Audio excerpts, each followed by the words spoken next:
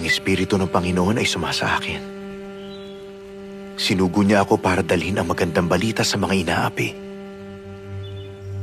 Sinugo niya ako para ihayag ang kalayaan sa mga bihag at ibalik ang paningin ng mga bulag.